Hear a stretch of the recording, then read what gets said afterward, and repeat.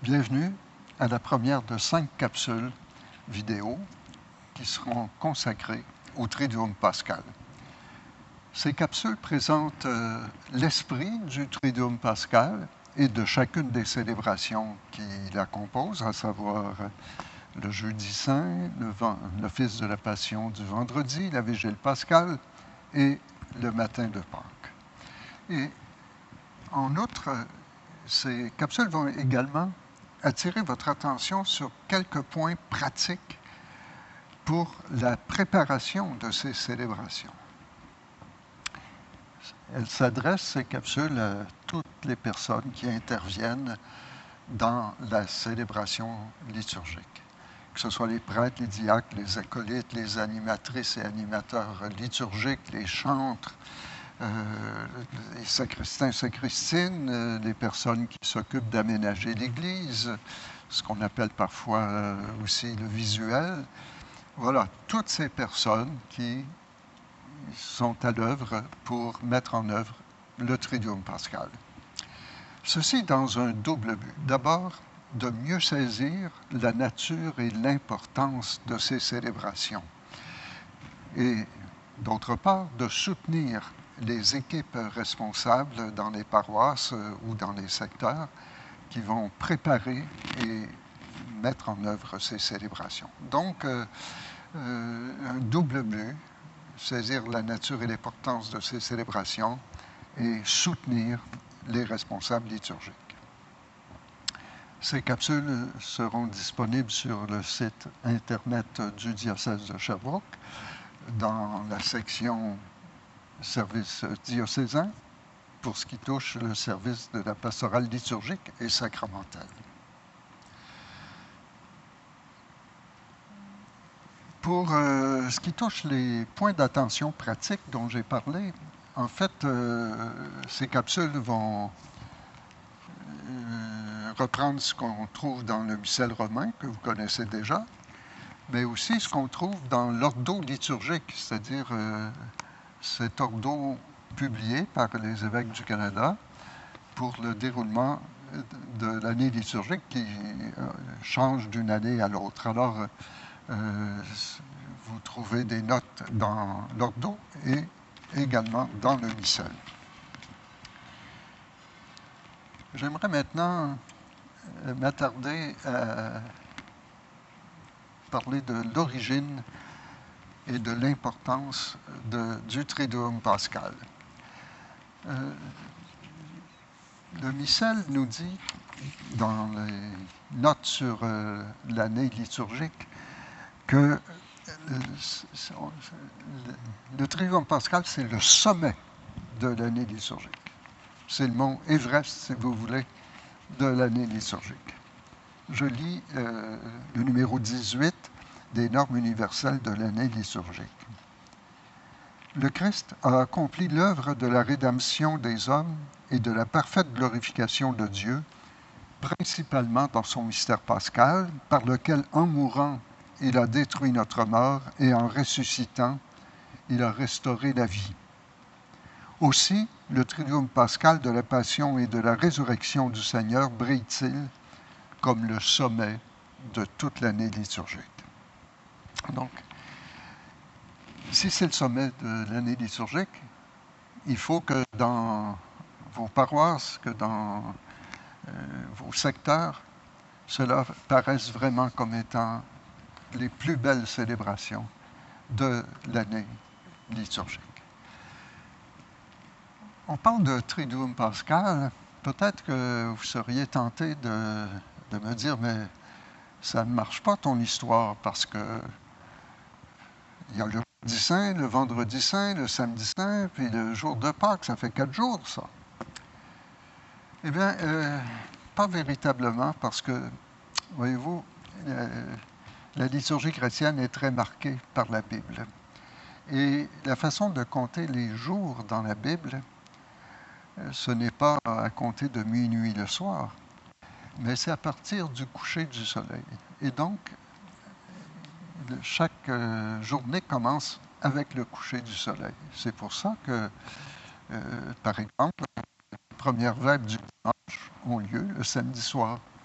On est ainsi, donc le jeudi saint, eh bien, on est déjà, après le coucher du soleil, on est déjà le vendredi saint. Et donc, les 3 jours dont il est question dans le Triduum pascal, c'est le vendredi saint, le samedi saint, qui commence dès la veillée du jeudi saint. Donc, vendredi saint, samedi saint et le jour de Pâques. Donc, 3 jours. 3 jours qui célèbrent le mystère pascal. J'aimerais maintenant vous faire saisir quelques repères historiques, mais très rapidement, sur l'histoire du Triduum pascal. Je vais m'arrêter d'abord au IIe siècle. Jusqu'au IIe siècle, il n'y a pas à proprement parler de fête de Pâques particulière. Chaque dimanche, c'est Pâques pour les chrétiens. De sorte qu'on a, jusqu'au IIe siècle, dans la deuxième moitié du IIe siècle, on n'a que la fête hebdomadaire de la Pâque.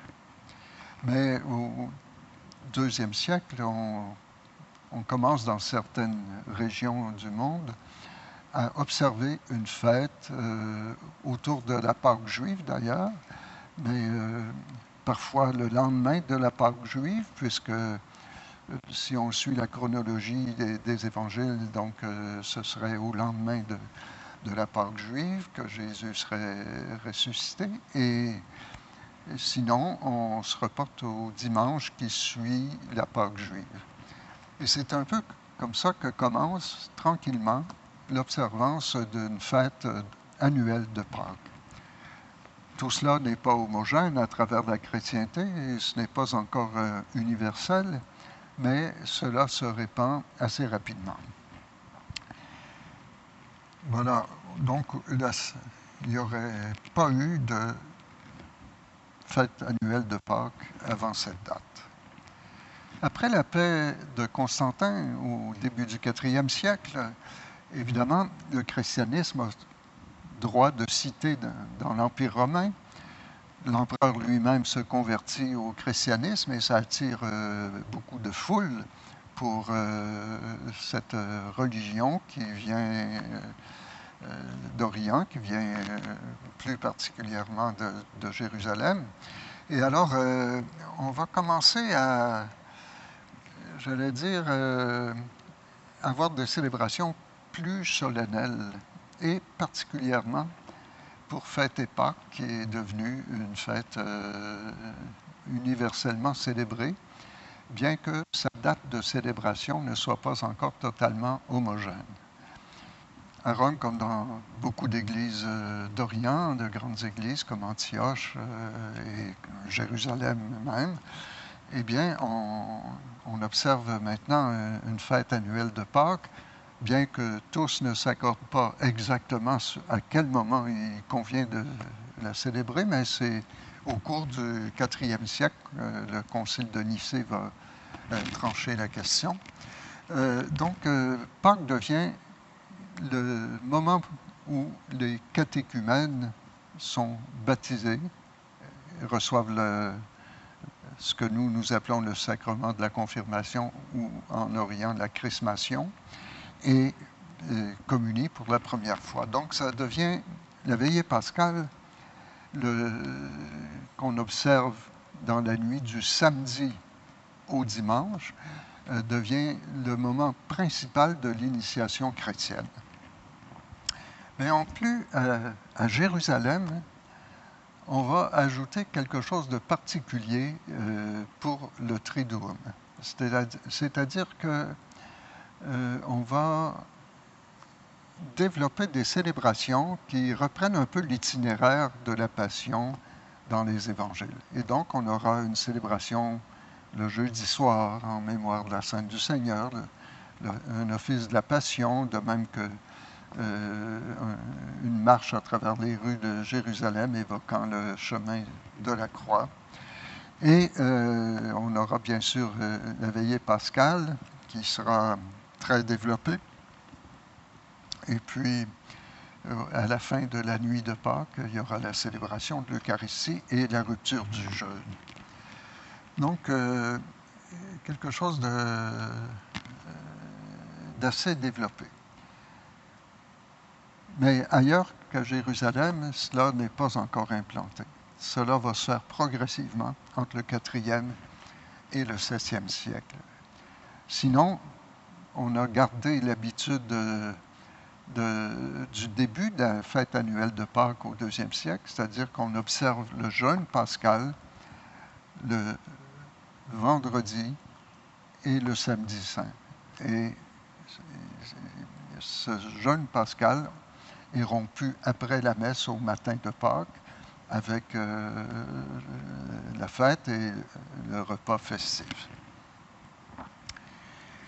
Jusqu'au 7e siècle, donc, va se développer l'habitude un peu partout dans la chrétienté d'étoffer, si je puis dire, les célébrations du Triduum pascal. De sorte que vers le 7e siècle, tout cela est déjà pas mal en place. Et autour du 7e siècle aussi, la dimension du baptême à la veillée pascale est peut-être un peu moins présente parce qu'il y a moins d'adultes qui se font baptiser. Déjà, il y a eu une assez bonne évangélisation des zones rurales. De sorte qu'entre le 7e et le 19e siècle, et je dirais même presque au 20e siècle, les choses ont très peu bougé sur l'organisation du Triduum pascal.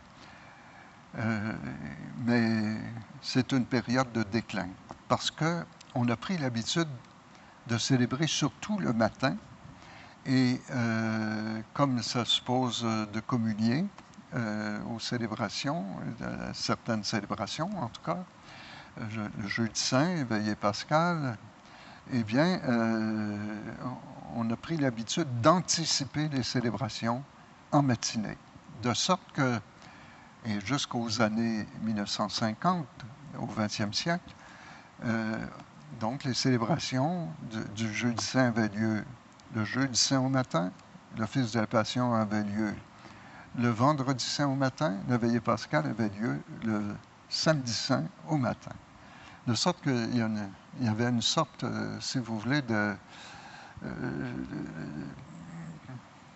dissension entre la signification profonde de ces célébrations et ce qu'elles évoquaient et la manière de célébrer.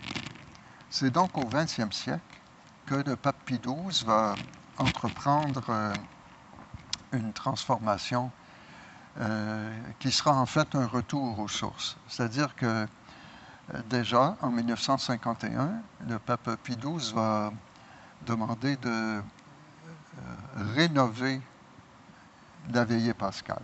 Et donc, ce sera mis en place. 51, c'est le début, mais ça va prendre 2-3 ans avant que ça se répande partout dans la chrétienté, dans l'Église.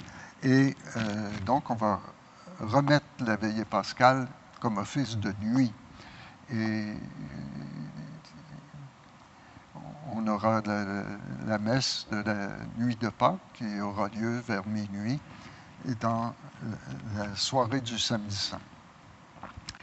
Et puis, un peu plus tard, 1955, le pape Pie XII, toujours, va rénover à la fois le dimanche des rameaux, restaurer la procession avec la bénédiction des rameaux.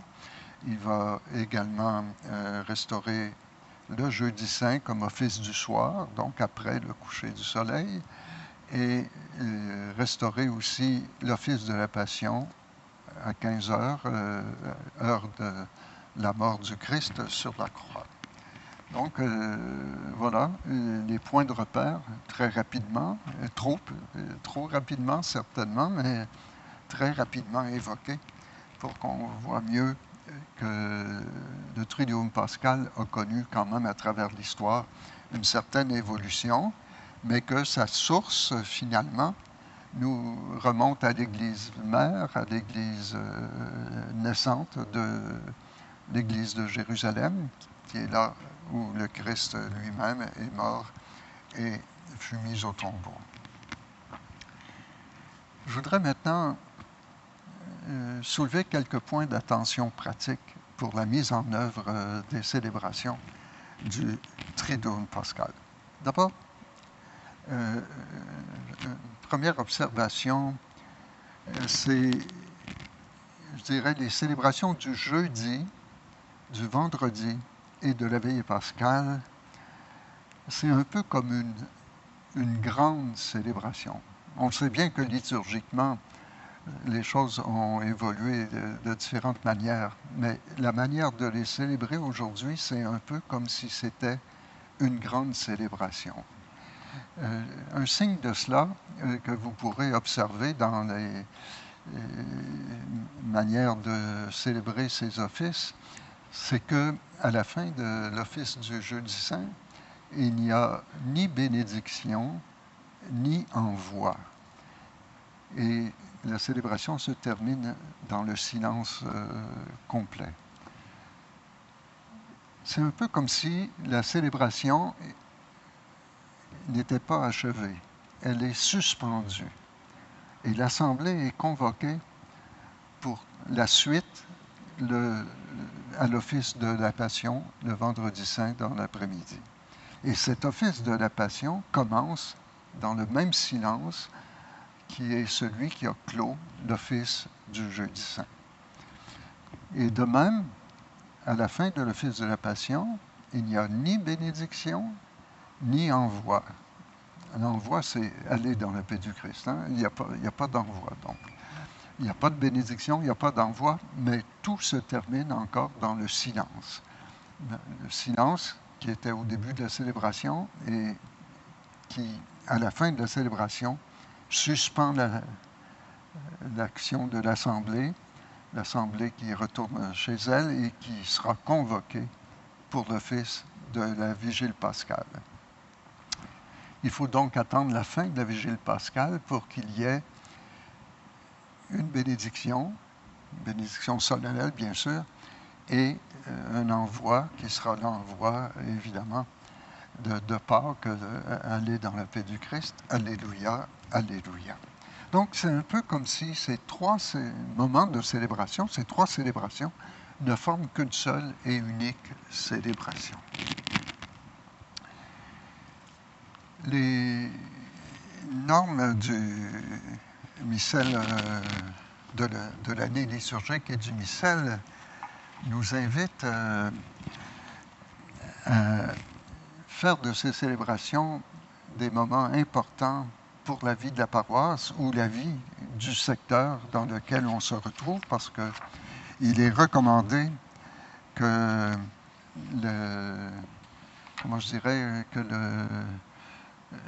qu'on se regroupe le plus possible pour qu'il y ait le plus de monde possible dans un endroit. Je vous lis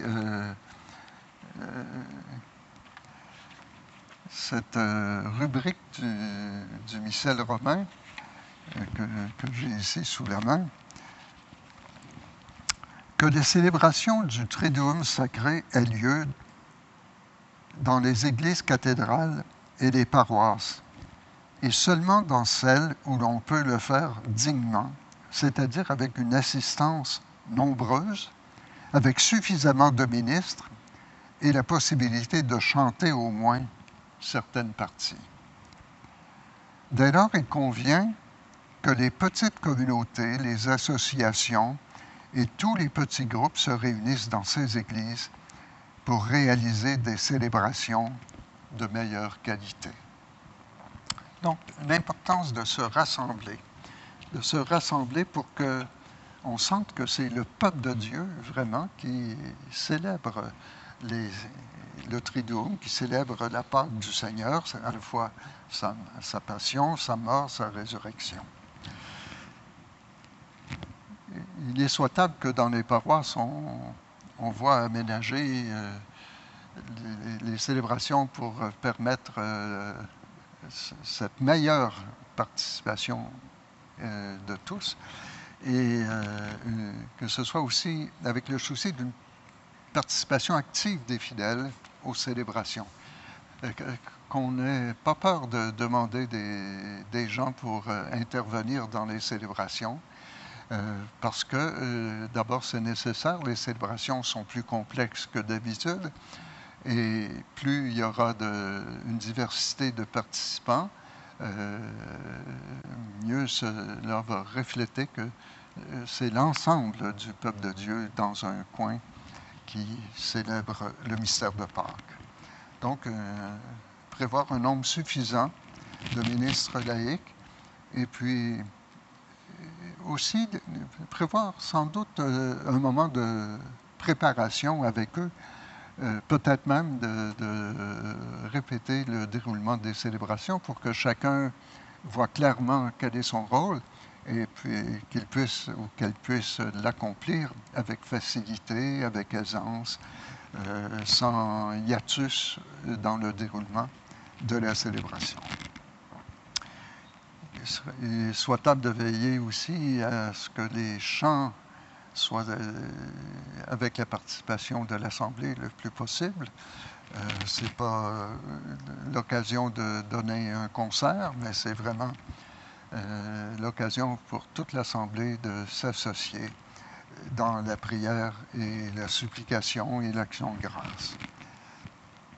Je voudrais dire un mot aussi du jeûne pascal. Nous avons toujours, un peu comme dans les tout premiers siècles, l'observance prévue et, j'allais dire, non seulement prévue, mais prescrite du jeûne pascal. Donc, ici au Canada, les évêques canadiens prescrivent que le vendredi saint soit un jour de jeûne pour tous les fidèles en âge de l'accomplir. Et, si possible, si les gens le désirent, de le prolonger le samedi saint, de sorte que la fête de Pâques ressortira comme une fête plus, j'allais dire, plus solennelle, si on peut dire, où on pourra fêter même avec un repas plus copieux, plus festif. Ce jeûne correspond en fait au temps où le Christ est au tombeau. Le Christ est mort et au tombeau. Donc, c'est les jours du vendredi saint et, si possible, le samedi saint. Il serait souhaitable que ce jeûne pascal soit annoncé aux fidèles dans les semaines qui précèdent pour qu'ainsi ils puissent s'y préparer et prévoir en conséquence l'organisation de leur repas. Une chose qui est un peu délicate et peut-être même un petit peu étonnante durant le Triduum pascal, c'est la gestion de la réserve eucharistique.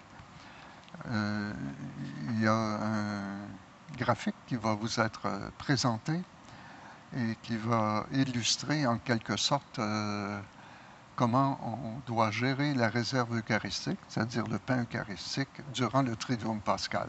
D'abord, avant de commencer le Triduum pascal, donc la veille du jeudi saint ou le jeudi saint, mais avant que débutent les célébrations, on doit vider le tabernacle de l'église principale et aller porter la réserve eucharistique dans la sacristie, dans un lieu convenable, où on le gardera de manière sécuritaire. Donc, durant le Triduum pascal, au début de l'office du jeudi saint, ce sera la même chose au début de l'office du vendredi saint, ce sera la même chose au début de l'office du samedi saint. Le tabernacle de l'église principale est vide et la porte est ouverte pour qu'on voit bien que la réserve est absente. En fait, on entre dans la fête de Pâques, c'est une fête nouvelle, et donc ce sera le pain eucharistique de la célébration à laquelle on participe vraiment, qui sera le pain eucharistique du peuple de Dieu durant ces célébrations.